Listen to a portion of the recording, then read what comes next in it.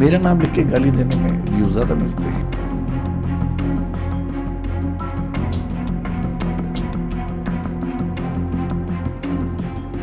मुझे एहसास है कि ये केयरलेसनेस थी। दिल्ली के पुराने राजेंद्र नगर में 3 आईएएस उम्मीदवारों की डूबने से हुई मौत के बाद कोचिंग संस्थानों पर नगर निकाय की कार्यवाही के बीच दृष्टि आईएएस के एमडी और संस्थापक डॉक्टर विकास दिव्यकीर्ति का एक हैरान करने वाला बयान सामने आया है। इस बयान में उन्होंने कहा है कि उन्हें निशाना बनाया जा रहा है। उन्होंने क्या कुछ कहा आपको वो भी बताएंगे, लेकिन उससे पहले जान लेते हैं कि ये पूरा मामला है क्या। मैं हूं कुंवर शर्मा और आप देख रहे हैं अमर उजाला। 27 जुलाई को दिल्ली के राव आईएएस कोचिंग सेंटर में बेसमेंट में पानी भरने से बड़ा हादसा हो गया। इस हादसे में एक छात्र और 2 छात्राओं की मौत हो गई। इसके बाद हादसे का एक सनसनीखेज वीडियो भी सामने आया था, जिसमें ये देखा गया कि कोचिंग सेंटर के बाहर सड़क पानी से लबालब भरी हुई है। कुछ ठेले वाले और बाइक वाले वहां से निकल रहे हैं। इस बीच हरे रंग की एक बड़ी एसयूवी गाड़ी तेजी से वहां से गुजरती है, जिसकी वजह से पानी की लहर उठती है और स्टडी सेंटर का गेट गिर जाता है। इस हादसे में 3 छात्रों की मौत हो गई थी। वहीं दूसरी तरफ अब इस मामले पर राजनीति भी शुरू हो गई है। विपक्ष सरकार को जमकर घेर रहा है। सदन में भी लगातार इस हादसे को लेकर सवाल उठाए जा रहे हैं। आइए आपको भी सुनवाते हैं इस मामले पर किस नेता ने आखिर क्या कहा। आज दिल्ली की क्या हालत कर दी इन्होंने। झीलों का शहर बनाना था इन्होंने दिल्ली को। 3 नौजवान बच्चे युवा हमारे साथ थे, एक बेसमेंट में डूब के मर जाते हैं देश की राजधानी में। ये अरविंद केजरीवाल का मॉडल है, ये आम आदमी पार्टी का मॉडल है कि इतने इलीगल सेंटर कैसे खुल जाते हैं। अगर इन लोगों ने पैसे नहीं खा रखे तो इतने सेंटर कैसे चल रहे हैं। तो ये जो करप्शन का बहुत बड़ा मामला है, अब एक इंसिडेंट हो जाता है तो उसके बाद ये ऐसे दिखाते हैं कि नहीं हम तो बहुत इंटरेस्टेड है इस इशू में। It is a matter of great shame. I think the minister, the mayor, they must come immediately here and must apologize to these students as well as to the nation. मैं तो अभी भी जा रहा हूँ coaching centre और वहाँ 3 लोग नहीं मरे हैं। वहाँ 6 लोगों का तो लिस्ट टांग दिया गया है कि लापता है। मेरे ख्याल से 10, 11, 12 लोगों से कम लोग लापता नहीं है। अब उसको छुपाने की कोशिश हो रही है। कोचिंग पे भैया आप कोई कानून तो लाइए, कोचिंग पर कोई मानक तो हो, कोई गाइडलाइन तो हो। कोचिंग का तो कोई गाइडलाइन ही नहीं है। आम आदमी पार्टी की दिल्ली में सरकार, एमसीडी में आम आदमी पार्टी की सरकार, पीडब्ल्यूडी पे उनका अधिकार, जल बोर्ड पे उनका अधिकार, और वहाँ के लोग लगातार नाले को सफाई करने के लिए, क्लीन करने के लिए लिख लिख के दे रहे थे और ये लोग उस समय जागे नहीं, वो काम नहीं किए। आज इतनी बड़ी दुर्घटना हुई और उस दुर्घटना में रिस्पॉन्सिबिलिटी लेने की जगह आप दूसरों को दोषारोपण कर रहे हैं। मैं समझता हूं दिल्ली की जनता ये देख रही है और बहुत जल्दी ऐसे संवेदनहीन लोगों से दिल्ली को मुक्त कराएगी। इस हादसे के बाद से देश भर में बेसमेंट पर एक्शन शुरू हो गया है। बेसमेंट में चल रहे कोचिंग सेंटर पर ताले लगाए जाने लगे हैं। मध्य प्रदेश के इंदौर और भोपाल में बेसमेंट में चल रहे अवैध कोचिंग संस्थानों और पुस्तकालयों को सील कर दिया गया है। वहीं राजस्थान की राजधानी जयपुर में भी प्रशासन पूरी तरह अलर्ट मोड पर नजर आ रहा है।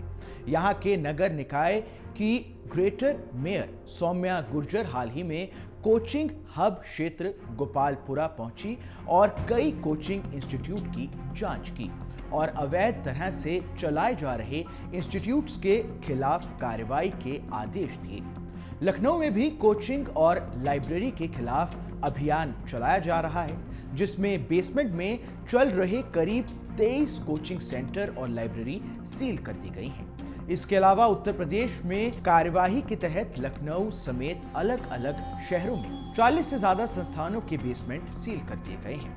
राजधानी दिल्ली में भी एमसीडी ने करीब 20 कोचिंग सेंटर सील कर दिए हैं, जिसमें विकास दिव्यकीर्ति का दृष्टि IAS कोचिंग सेंटर भी शामिल है। बता दें कि विकास दिव्यकीर्ति एक पूर्व सिविल सेवक, शिक्षक, लेखक और यूट्यूबर हैं।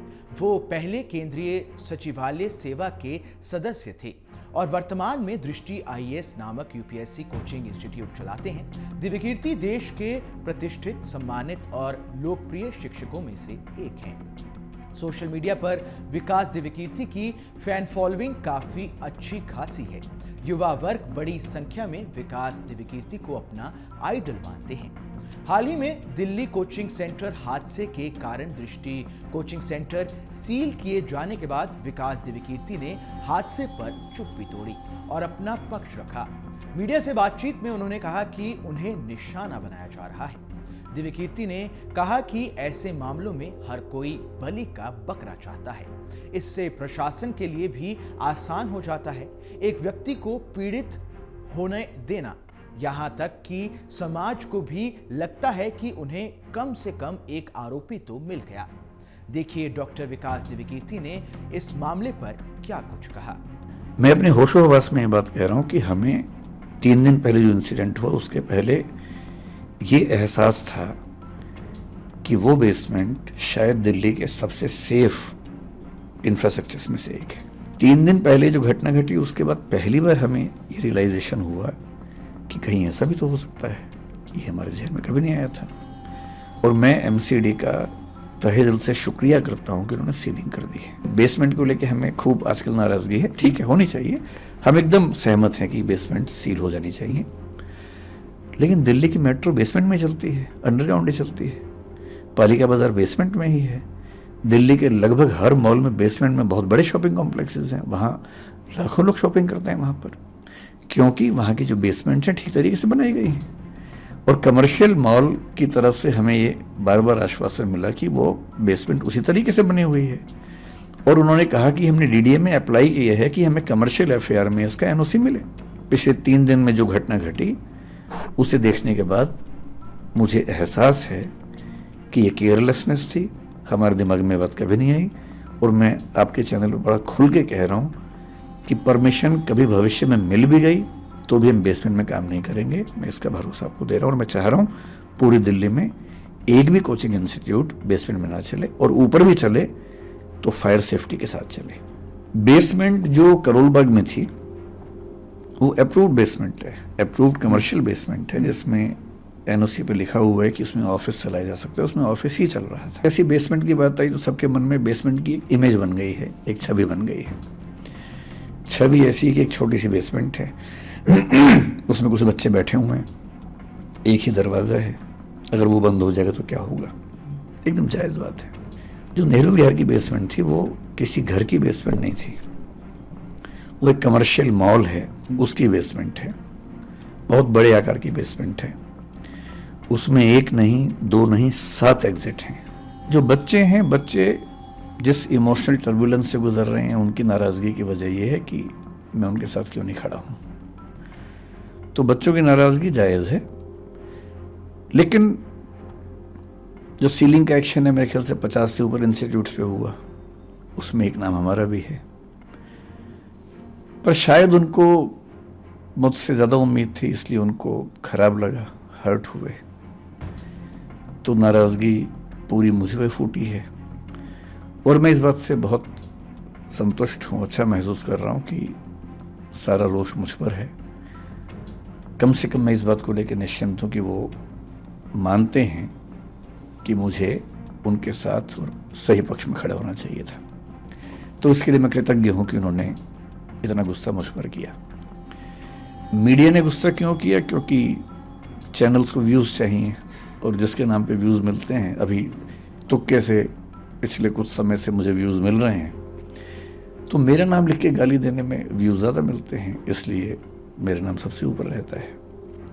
तो सबकी अपनी अपनी वजह है। जैसे आज़ादी की लड़ाई में वजहें सबकी अपनी अपनी थी, उन सब का नाम था आज़ादी, अंग्रेज़ों से मुक्ति। तो इस मामले में भी वजहें सबकी अपनी अपनी हैं, लेकिन सबके पास एक सुविधाजनक नाम है कि उसको गाली दो, कुछ वर्चुअल मॉब लिंचिंग जैसा करो और सुख भी मिलता है, जब हम किसी को गाली देते हैं तो सुख तो मिलता ही है।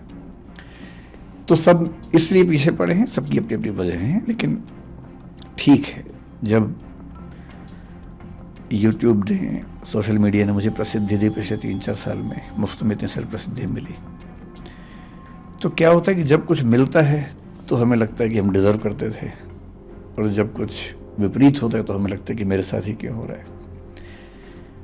तो जिस तर्क से लोगों ने इतना स्नेह दिया, उसी तर्क से लोगों ने इतनी नाराज़गी मुझ पर उड़ेली। लोग एकदम ठीक हैं, गुस्सा एकदम जायज़ है, पर मेरी अपनी वजह है कि मैं इतना लेट क्यों हुआ। इस खबर में बस इतना ही। ये खबर आपको कैसी लगी हमें कमेंट कर जरूर बताएं। देश दुनिया की तमाम बड़ी खबरों के लिए देखते रहें अमर उजाला। अगर आप ये वीडियो YouTube पर देख रहे हैं तो हमारे चैनल को सब्सक्राइब करें और बेल आइकन को दबाना ना भूलें। अगर आप Facebook पर ये वीडियो देख रहे हैं तो हमारे पेज को लाइक करें।